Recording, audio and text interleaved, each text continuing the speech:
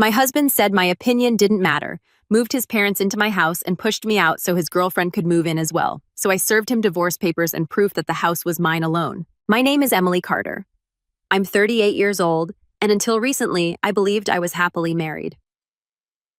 Ryan and I lived in a quiet neighborhood outside Denver, Colorado. The houses weren't extravagant, but they were well kept with trimmed lawns, backyard grills, and neighbors who waved from across the street. It was the kind of place where people still borrowed ladders from each other and remembered your dog's name. I worked as a project manager for a software company. The job paid well, but it demanded long hours and careful attention to detail.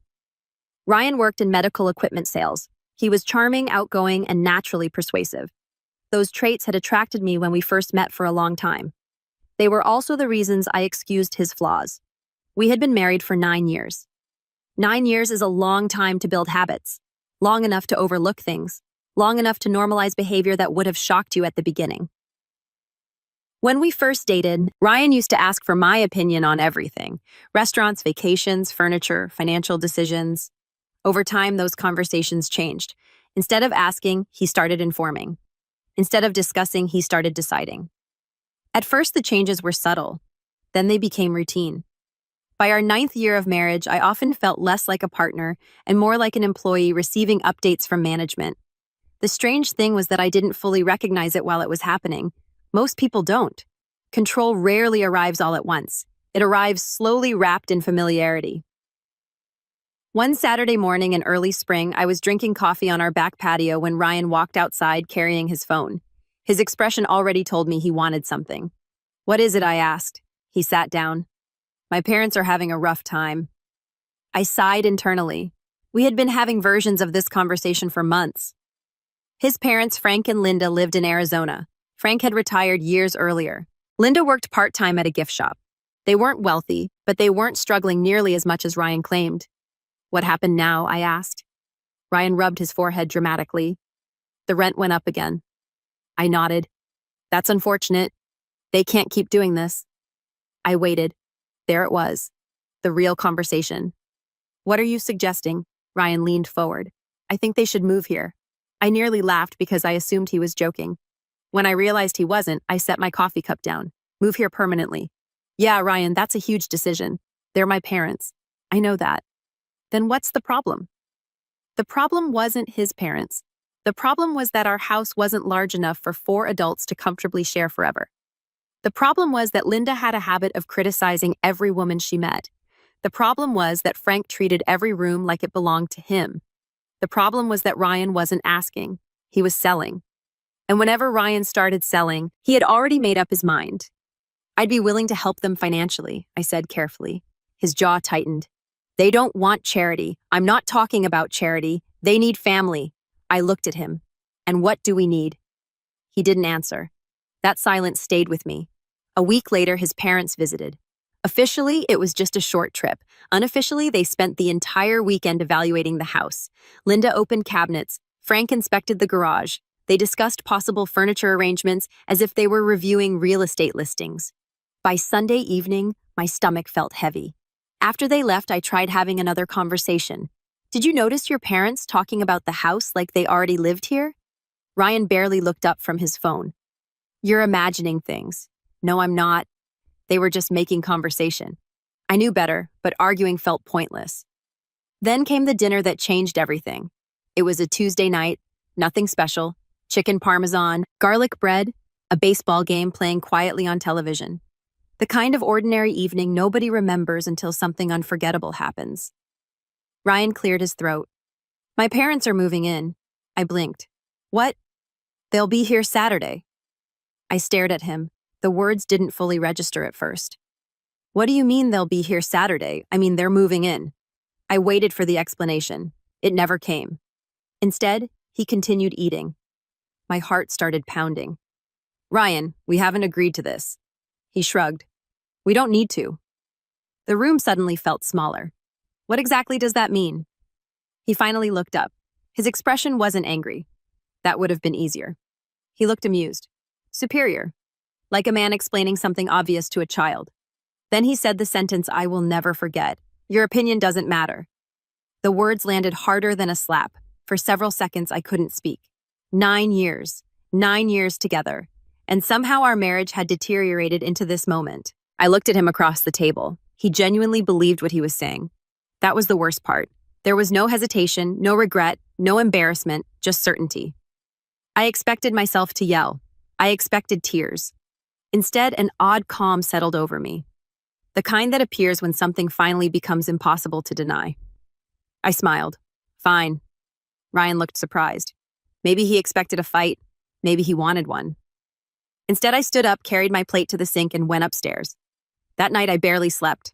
Not because I was angry, because I was thinking, reviewing, connecting years of conversations, years of compromises, years of giving someone the benefit of the doubt. Around midnight, I got out of bed and walked into my home office. I opened a folder inside my filing cabinet. Inside were documents I hadn't looked at in years. Property records, mortgage paperwork, legal records. I sat quietly under the desk lamp. Then I made a phone call. The next morning, during my lunch break, I met with a family attorney named Rebecca Lawson. She reviewed the documents carefully. After several minutes, she looked up. Mrs. Carter, just to confirm, I nodded. Rebecca adjusted her glasses. This house was purchased before your marriage. Yes, and only your name is on the deed. That's correct. She leaned back in her chair. A faint smile appeared. Then she asked the question that changed everything. So, tell me, Emily, what exactly do you want to do next? Rebecca Lawson didn't rush me. That was the first thing I noticed about her. Most people hear a story, immediately form an opinion, and start offering advice. Rebecca simply listened. She sat across from me in her downtown Denver office, a legal pad resting on her desk, while I explained 9 years of marriage in less than an hour. When I finally stopped talking, she folded her hands. Do you want to save the marriage? The question caught me off guard. Not because it was unreasonable, because I realized I didn't know. A year earlier, I would have answered yes without hesitation. 6 months earlier, probably yes. That afternoon, though, I found myself staring out her office window at the traffic below. I don't know anymore. Rebecca nodded. Then don't make any emotional decisions today. I appreciated that answer. She wasn't pushing divorce. She wasn't pushing reconciliation. She was pushing clarity. Let's focus on facts. She said, the house is yours.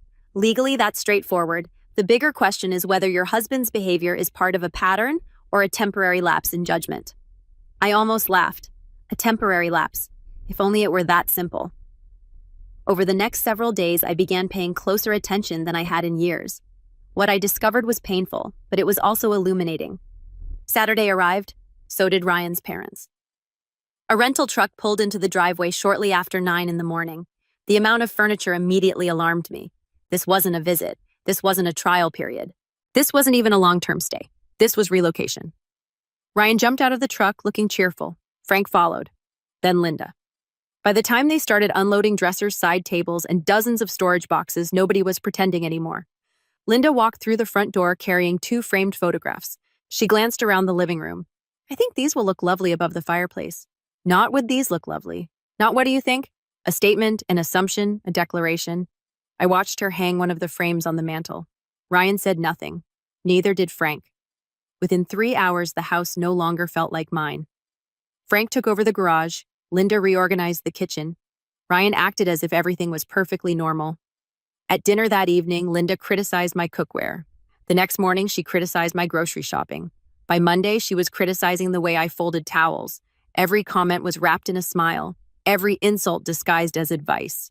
Emily, sweetheart, that's not really how most wives do it. Or, my generation took more pride in homemaking. Or my personal favorite.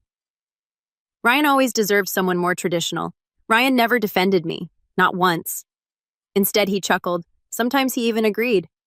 I wish I could say I confronted them immediately. The truth is more complicated. Part of me still hoped things would improve.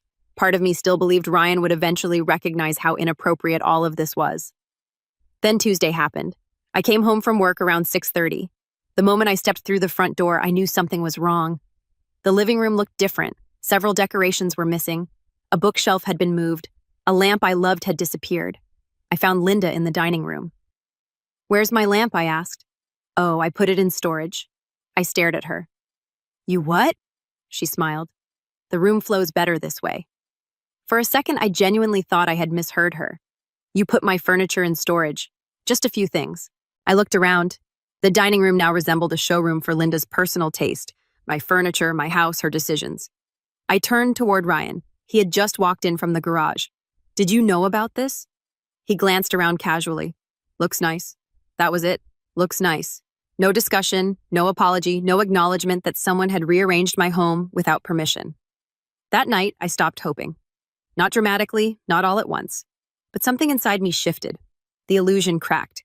And once a person sees the truth clearly, it's difficult to unsee it.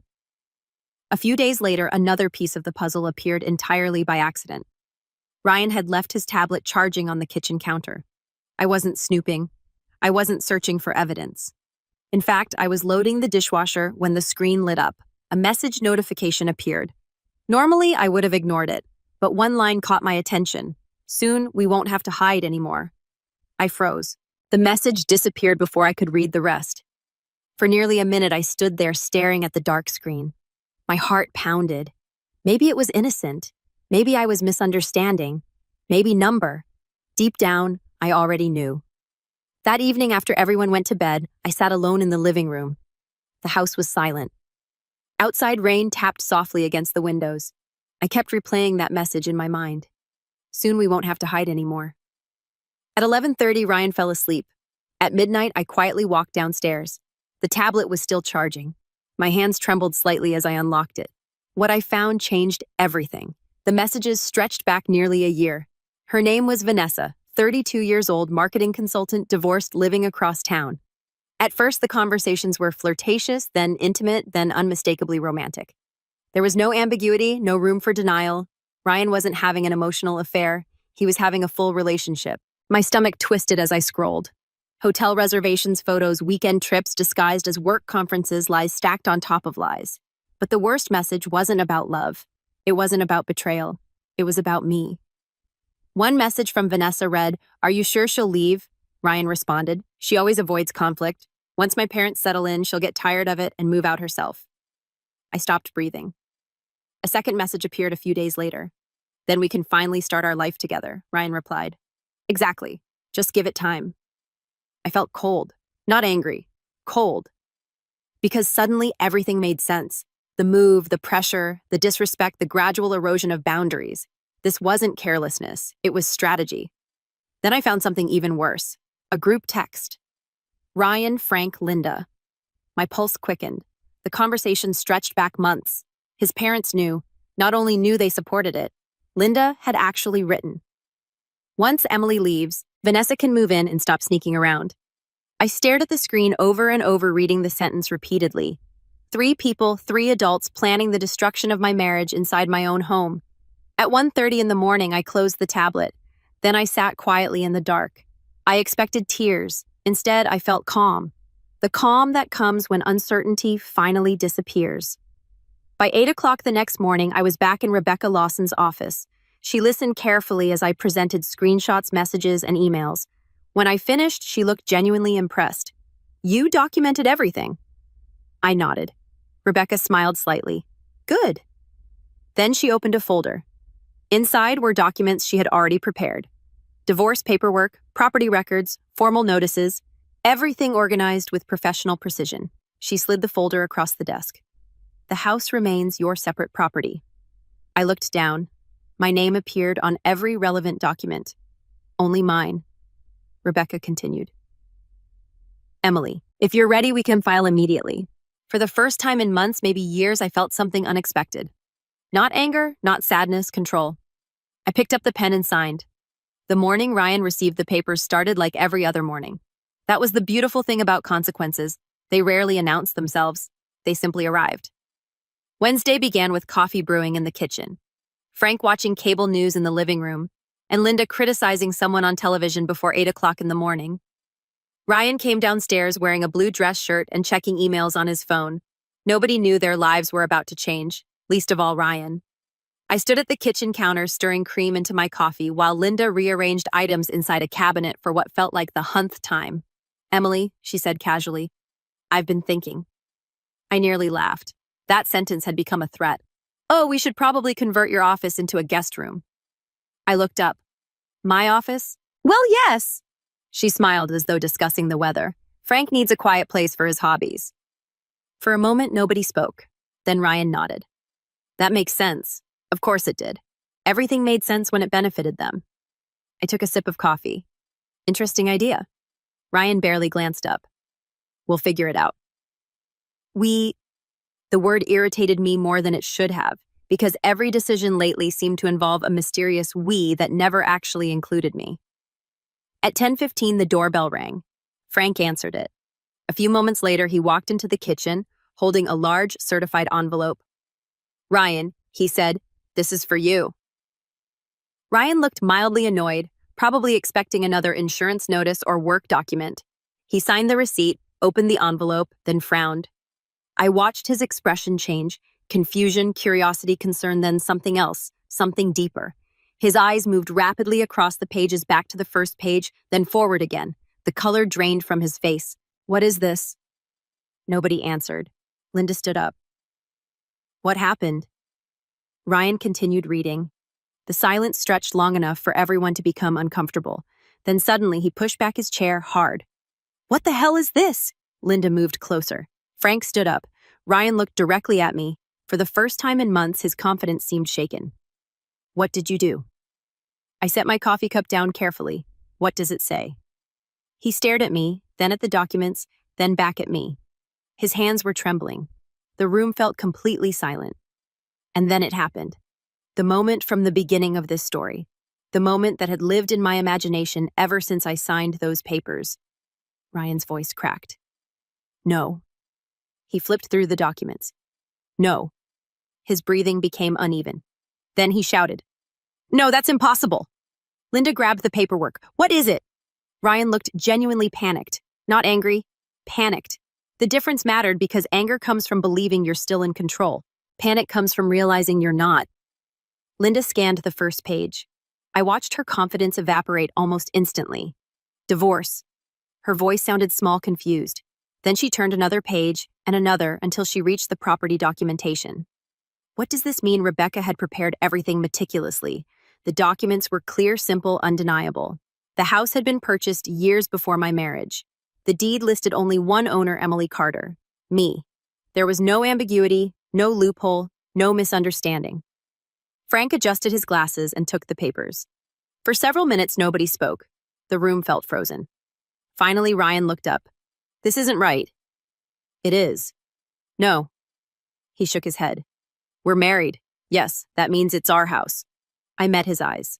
"No, it doesn't." The silence afterward was deafening. Ryan looked stunned, as though a law of physics had suddenly stopped working. "But I've lived here for years. I know, but I paid bills. I know, but you assumed ownership." His mouth opened, closed, opened again. Nothing came out because there was no argument, only assumptions, dangerous assumptions, the kind people make when they mistake kindness for weakness. Linda recovered first. She always did. "This is cruel." I almost admired the audacity. Cruel, after everything they had done, after months of manipulation, after helping Ryan plan a future with another woman. Cruel.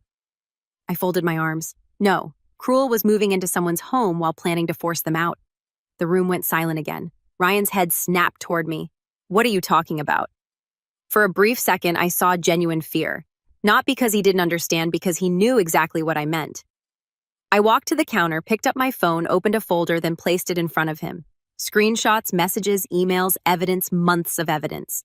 The blood drained from his face all over again. Linda looked over his shoulder, then immediately sat down. Frank stared at the floor. Nobody denied anything. Nobody could. The messages spoke for themselves. Ryan scrolled silently. The affair, the plans, the discussions, the assumptions that I would eventually leave. Every ugly detail documented, preserved, waiting. Finally, Ryan looked up. "You went through my messages." The question was so absurd I almost laughed. Not because it was funny, because it revealed exactly where his mind was. Not on the affair, not on the betrayal, not on the conspiracy on getting caught. Rebecca had warned me about that. Some people don't regret what they did. They regret losing the advantage. I looked at him calmly. "You were planning a future with another woman." Ryan rubbed his face. "It wasn't like that." A classic response. Predictable, meaningless. I nodded toward the screenshots. It was exactly like that. For several minutes, nobody spoke. Then Ryan tried a different strategy. The apology, or at least the early version of one. "Emily," his voice softened. "We can work through this." I stared at him. The same man who had told me my opinion didn't matter. The same man who had moved his parents into my house without consent. The same man who spent months planning a life with someone else. Now he wanted teamwork. Interesting. What exactly are we working through? He looked desperate. A rough patch. A rough patch. I couldn't help it. I laughed. Not loudly, not cry, just honestly, because reducing betrayal, manipulation, and entitlement to a rough patch was almost impressive. Linda suddenly stood. Ryan made mistakes. I turned toward her, and you helped him. She froze. Frank remained silent. For the first time since moving in, he looked embarrassed, maybe even ashamed. The realization seemed to be settling over all of them simultaneously. This wasn't a family disagreement anymore. This was reality, legal reality, financial reality, consequential reality, the kind nobody can argue with. At noon, my phone rang. Rebecca, I answered on speaker. Everything delivered successfully, she asked. Yes, good. Then her professional voice filled the room. She calmly explained the filing status, property rights, and next legal steps. Every sentence tightened the walls around Ryan's assumptions. Every fact removed another escape route. When the call ended, nobody spoke. The house felt different, lighter somehow, as though a storm had finally broken. Ryan sat at the table staring at the documents, the same documents that had shattered the future he thought he controlled. And for the first time since his parents arrived, I felt something close to peace. Not victory, not yet, but the beginning of it. The strange thing about watching someone lose power is that it rarely happens all at once. In movies, everything collapses in a dramatic moment. In real life, people spend days trying to convince themselves nothing has changed. Ryan spent the next week doing exactly that. At first, he acted as though the divorce filing was some kind of misunderstanding, a paperwork error, a temporary emotional reaction, something that would eventually disappear if he ignored it long enough. By Thursday morning, he was already trying to negotiate. Emily, can we talk? I was sitting at the kitchen table reviewing work reports before a virtual meeting. I looked up. We are talking. He pulled out a chair. I mean, seriously, I almost smiled. For months, he had dismissed my concerns, ignored my opinions, and treated my boundaries like inconveniences. Now suddenly he wanted serious conversations. Funny how that works. What do you want to say? Ryan rubbed his hands together. I made mistakes. There it was. Not a mistake. Mistakes, plural. Yet even then, he couldn't bring himself to name them. The affair, the manipulation, the disrespect. Those words never appeared. Instead, he spoke in vague language that kept responsibility safely out of reach. We've both been under stress. I stared at him. No, Ryan, you were having an affair. His face tightened. That's not all this was about. I nodded. You're right. It wasn't. He looked hopeful. Then I continued. It was also about lying, disrespecting me, moving people into my home without permission, and trying to pressure me into leaving. The hope disappeared. Good. Hope built on denial isn't hope at all. It's avoidance. Across the room, Linda pretended not to listen while organizing kitchen drawers. Frank stared into a coffee mug. Neither of them interrupted. For once, Ryan exhaled heavily. Can we at least try counseling? The question might have moved me months earlier. Now it sounded like someone asking for a refund after breaking the product. You should have suggested counseling before you started dating someone else. He looked away. Conversation over. For the first time in years, I felt no need to rescue him from discomfort. That realization surprised me. Not because it was cruel, because it was healthy. For years, I had managed everyone's emotions, Ryan's frustrations, Linda's criticisms, Frank's moods. I had become the emotional shock absorber for an entire family. And now I was done. 3 days later, reality delivered another blow, one that had nothing to do with me. Vanessa left. I didn't learn about it intentionally. Ryan practically announced it. The argument started in the driveway. I was returning from the grocery store when I heard shouting. Ryan stood beside his truck phone pressed against his ear. His voice echoed through the neighborhood. After everything, pause. No, that's not fair. Another pause, then louder. So that's it. I kept walking. Not my circus. Not my monkeys. Still, his next sentence stopped me. You knew I was getting divorced. A long silence followed. Then he lowered the phone. The call ended. He stood motionless for several seconds. Defeated. I didn't need details. I already understood. Vanessa had fallen in love with the version of Ryan that existed in his stories. The successful provider, the future homeowner, the man confidently building a new life, not the actual Ryan, the man facing divorce, legal expenses, and the loss of a house he never owned. Fantasy relationships often struggle when reality arrives. This one didn't survive the introduction. That evening, I overheard another argument. This one happened inside. Louder misuser, more revealing. Ryan and Linda were in the guest room. The walls weren't particularly thick. Why would she leave now? Ryan demanded. Linda sounded frustrated. Maybe she wasn't who you thought she was. Ryan laughed bitterly. Seriously.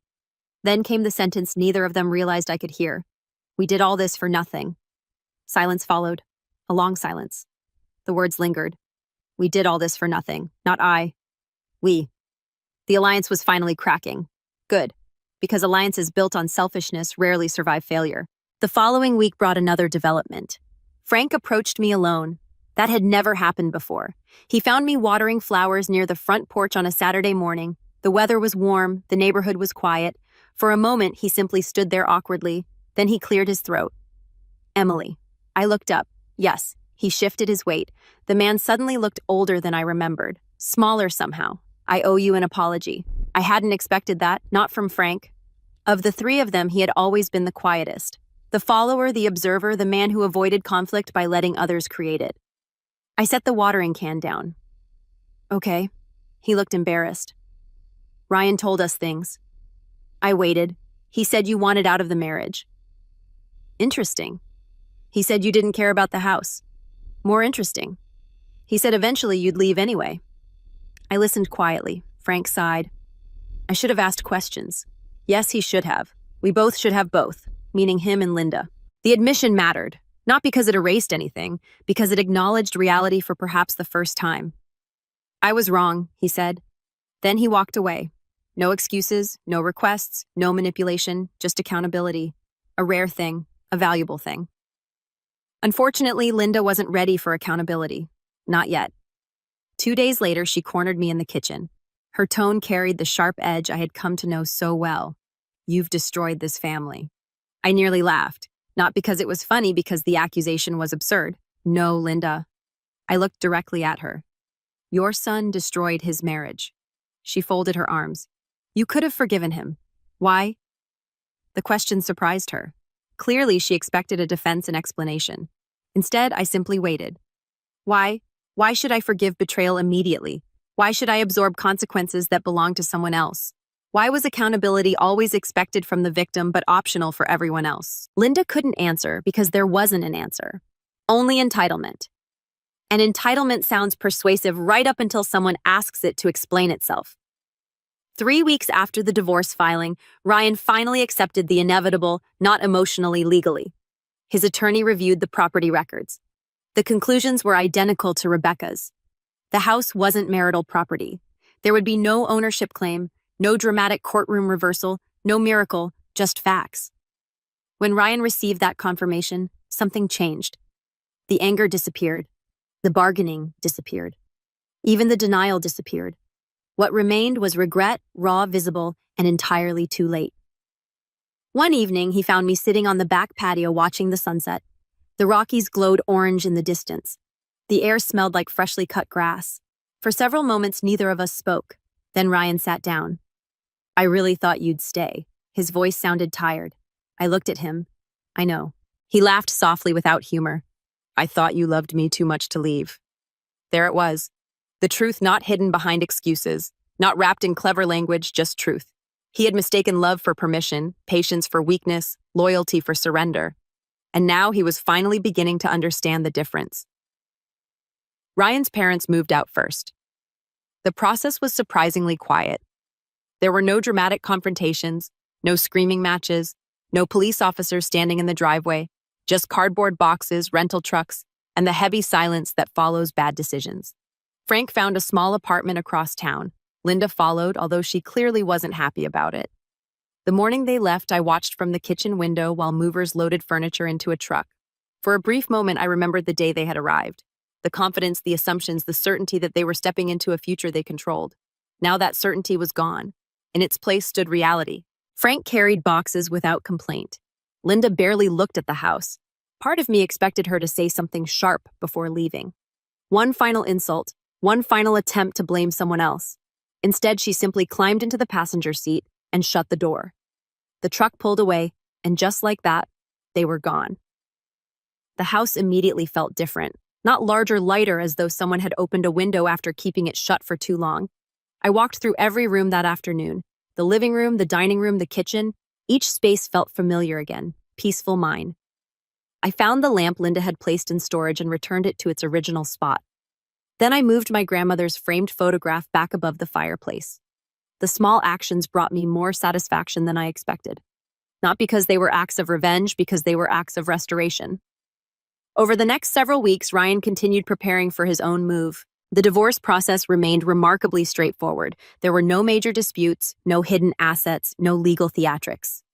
The facts were simply too clear. Eventually, even Ryan stopped fighting them. One evening, about a month before his departure date, he knocked on my office door. I was reviewing project schedules when he stepped inside. "Do you have a minute?" I looked up. "Sure." He sat down carefully as if entering a place where he no longer belonged. In many ways, he wasn't. For several seconds, he stared at the floor. Then he spoke. "Vanessa's getting married." That surprised me. Not because I cared, because it happened so quickly. "When next spring?" I nodded. Ryan laughed quietly. The sound carried more sadness than bitterness. "I guess she moved on pretty fast." I considered the statement, then answered honestly. "Maybe she was never where you thought she was." He looked up, our eyes met, and for the first time in a very long time, there was no defensiveness in his expression, only understanding. "You're probably right." The conversation ended there. Simple, uneventful, yet somehow meaningful, because Ryan was finally beginning to see people as they were instead of as he wanted them to be. A month later, he moved out. I expected the day to feel triumphant. Instead, it felt strangely quiet. Closure rarely arrives with fireworks. More often, it arrives carrying a cardboard box.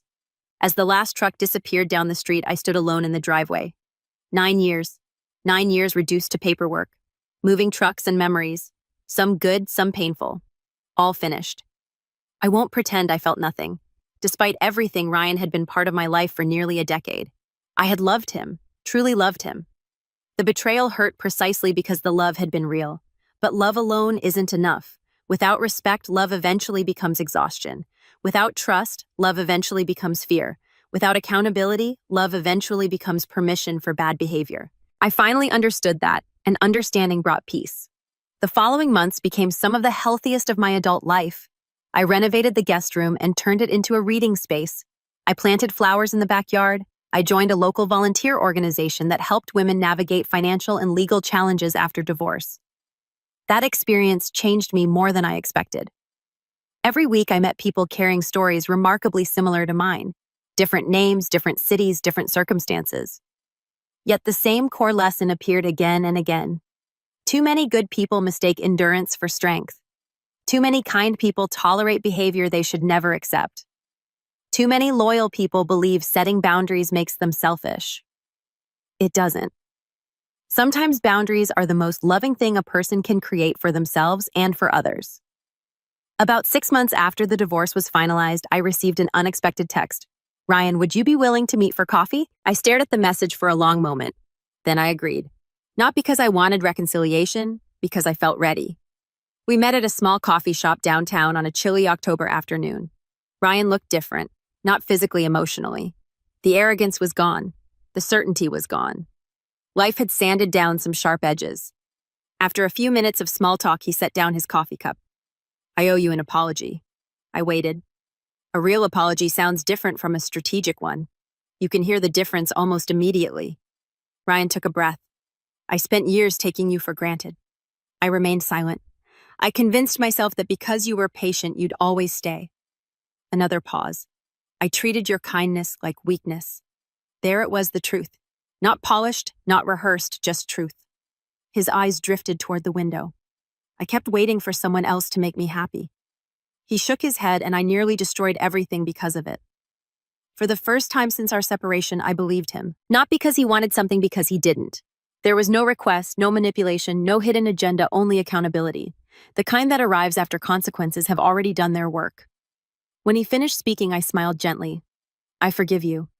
His eyes widened slightly. Then I added the part that mattered most. "But forgiveness doesn't erase consequences." Ryan nodded slowly. "I know, and I think he truly did."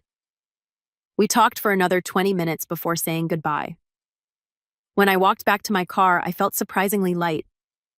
Forgiveness, I discovered, isn't something you give another person. It's something you give yourself. It allows you to stop carrying weight that no longer belongs to you. That evening, I sat on my back porch as the sun disappeared behind the mountains.